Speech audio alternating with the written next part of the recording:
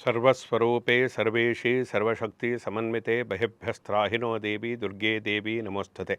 ನಮಶ್ಚಂಡಿಕಾಹಿ ಶ್ರೀ ಗುರುಭ್ಯೋ ನಮಃ. ಧರ್ಮವಾಹಿನಿಯ ಎಲ್ಲ ಆತ್ಮೀಯ ವೀಕ್ಷಕರಿಗೆ ಪ್ರೇಕ್ಷಕರಿಗೆ ನಮಸ್ಕಾರ. ಕಳೆದ ಸಂಚಿಕೆಯಲ್ಲಿ ನಾಮಕರಣದ ಮಹತ್ವ, ಯಾವ ರೀತಿ ಹೆಸರನ್ನು ಇಡಬೇಕು, ಹೆಸರಿನ ಒಂದು ವೈಶಿಷ್ಟ್ಯತೆ, ಯಾವ ಸಮಯದಲ್ಲಿ ಜನಿಸಿರತಕ್ಕಂತಹ, ಯಾವ ನಕ್ಷತ್ರದಲ್ಲಿ ಜನಿಸಿರತಕ್ಕಂಥವರಿಗೆ, ಯಾವ ರಾಶಿಯಲ್ಲಿ ಜನಿಸಿರತಕ್ಕಂಥವರಿಗೆ ಯಾವ ಹೆಸರನ್ನು ಇಟ್ಟರೆ ಅವರ ಜೀವನದಲ್ಲಿ ಅಭಿವೃದ್ಧಿ ಆಗುತ್ತೆ ಅನ್ನತಕ್ಕಂತಹ ವಿಷಯವನ್ನೆಲ್ಲ ಹೇಳಿದ್ದೆ. ಇನ್ನು ಪ್ರಮುಖವಾಗಿರತಕ್ಕಂಥದ್ದು ಯಾರು ಮಾಡಬೇಕು ಅನ್ನತಕ್ಕಂಥ ತುಂಬ ಮುಖ್ಯ. ಮಗು ಹುಟ್ಟಿದ ನಂತರದಲ್ಲಿ ಯಾರು ಮಾಡಬೇಕು ಮತ್ತು ಯಾವಾಗ ಮಾಡಬೇಕು, ಈ ವಿಷಯದಲ್ಲಿ ಯಾರು ಮಾಡಬೇಕು ಅನ್ನತಕ್ಕಂಥ ತಂದೆ ತಾಯಿಯೇ ಮಾಡಬೇಕು ಅನ್ನೋದು ಗೊತ್ತು. ಆದರೆ ಕೆಲವೊಂದು ಸಂದರ್ಭದಲ್ಲಿ ತಂದೆ ಜೊತೆಯಲ್ಲಿ ಇಲ್ಲದೇ ಇದ್ದರೆ, ಅಥವಾ ಎಲ್ಲೋ ವಿದೇಶಕ್ಕೆ ಹೋಗಿರ್ಬೋದು, ಅಥವಾ ಇಲ್ಲದೇ ಇರ್ಬೋದು, ಅಥವಾ ಭ್ರಷ್ಟರಾಗಿರ್ಬೋದು, ಇಂತಹ ಸಂದರ್ಭದಲ್ಲಿ ತಂದೆ ತಾಯಿ ಇಲ್ಲದೇ ಇದ್ದಂತಹ ಅನಾಥ ಮಗುವಿಗೂ ಕೂಡ ನಾಮಕರಣ ಮಾಡಬೇಕಲ್ಲ. ಯಾರು ಮಾಡಬೇಕು ಅನ್ನತಕ್ಕಂಥ ಸೆಕೆಂಡ್ ಆಪ್ಷನ್, ಇದರ ಬಗ್ಗೆಯೂ ಕೂಡ ನಾವು ತಿಳಿದುಕೊಳ್ಳಬೇಕಾಗುತ್ತೆ.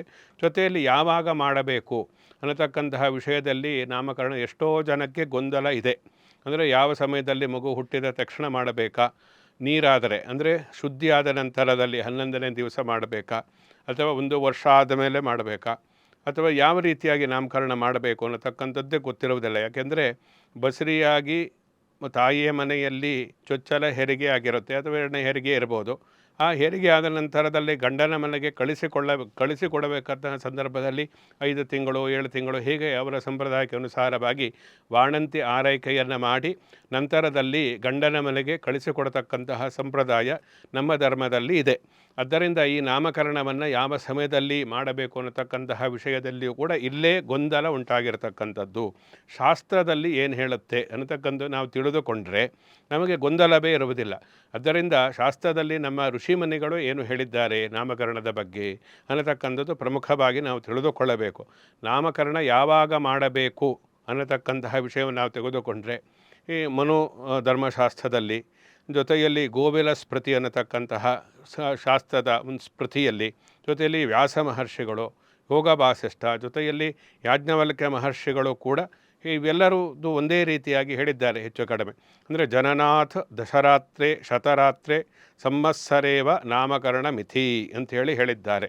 ಅಂದರೆ ಮಗು ಹುಟ್ಟಿದ ನಂತರದಲ್ಲಿ ದಶರಾತ್ರೆ ಅಂದರೆ 10ನೇ ದಿವಸ ಮಾಡತಕ್ಕಂಥದ್ದಲ್ಲ. ದಶರಾತ್ರೆಗಳು ಅಂದರೆ 10 ರಾತ್ರೆಗಳು ಕಳೆದ ನಂತರ. ಯಾಕೆಂದರೆ ಜಾತಾ ಶೌಚ ಅಂತೇಳಿ ನಾವು ಹೇಳ್ತೀವಿ. ಮಗು ಹುಟ್ಟಿದ ನಂತರದಲ್ಲಿ 10 ದಿವಸ ಸೂತಕ ಅನ್ನತಕ್ಕಂಥದ್ದು, ಮೈಲಿಗೆ ಅನ್ನತಕ್ಕಂಥದ್ದು ಇರುತ್ತೆ.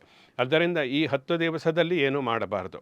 ಈ 10 ದಿವಸ ಆದ ನಂತರದಲ್ಲಿ ಅಂದರೆ ದಶರಾತ್ರೆ ಅಂದರೆ 10 ರಾತ್ರೆಗಳು ಕಳೆದ ನಂತರದಲ್ಲಿ 11ನೇ ದಿವಸ ಶುದ್ಧಿಯಾದ ನಂತರದಲ್ಲಿ, ಆ ಶುದ್ಧಿ ಕರ್ಮಗಳು ಎಲ್ಲ ಅವರವರ ಸಂಪ್ರದಾಯಕ್ಕೆ ಅನುಸಾರವಾಗಿ ಇದೆ. ಪುಣ್ಯಾಹವಾಚನ ಮಾಡತಕ್ಕಂಥದ್ದು, ಪಂಚಗವ್ಯ ಶುದ್ಧಿ, ಈ ರೀತಿಯಾಗಿ ಶುದ್ಧಿಯನ್ನು ಆದ ನಂತರದಲ್ಲಿ 11ನೇ ದಿವಸ ಮಗುವಿಗೆ ನಾಮಕರಣವನ್ನು ಮಾಡತಕ್ಕಂಥದ್ದು ಶ್ರೇಷ್ಠವಾದಂತಹ ಕ್ರಮ ಅನ್ನತಕ್ಕಂಥದ್ದು. ಅಂದರೆ ಇದು ಶ್ರೇಷ್ಠ ಫಸ್ಟ್ ಗ್ರೇಡು ನಾಮಕರಣ ಸಂಸ್ಕಾರ.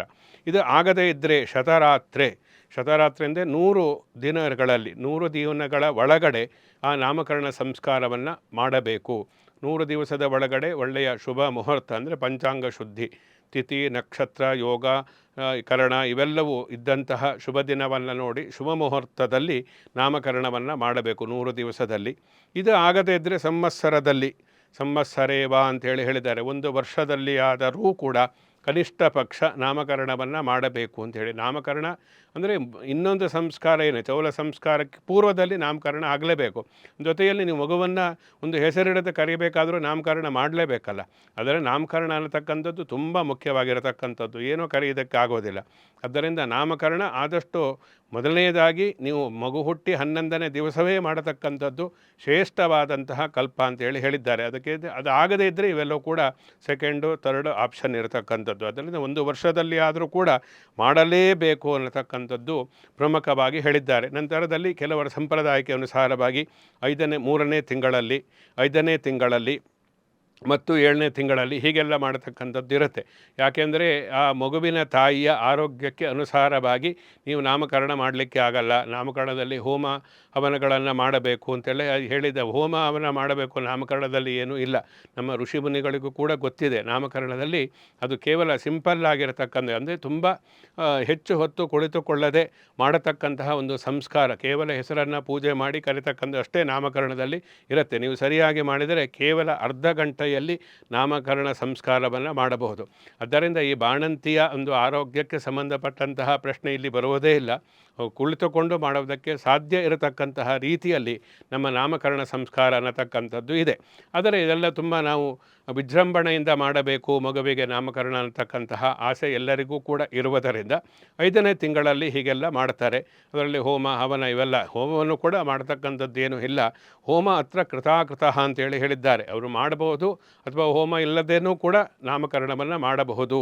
ಹೋಮ ಅತ್ರ ಕೃತಾಕೃತಃ ಅಂದರೆ ಅದು ನಿಮಗೆ ನಿಮ್ಮ ಸಂಪ್ರದಾಯ ಇದ್ದರೆ ಮಾಡಿ, ಇಲ್ಲದಿದ್ದರೆ ಬೇಡ ಅಂಥೇಳಿ ಅರ್ಥ. ಆದ್ದರಿಂದ ನಾಮಕರಣಕ್ಕೆ ಹೋಮ ಏನೂ ಇಲ್ಲ.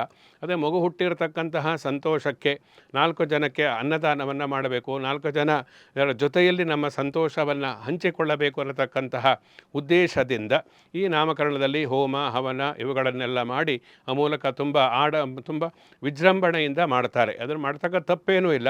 ಆದರೆ ಅದನ್ನು ಮಾಡಬೇಕೋ ಮಾಡಬಾರದೋ ಅನ್ನತಕ್ಕಂಥದ್ದು ಅವರವರ ತಂದೆ ತಾಯಿಗಳು ನಿರ್ಧಾರವನ್ನು ಮಾಡಬೇಕು.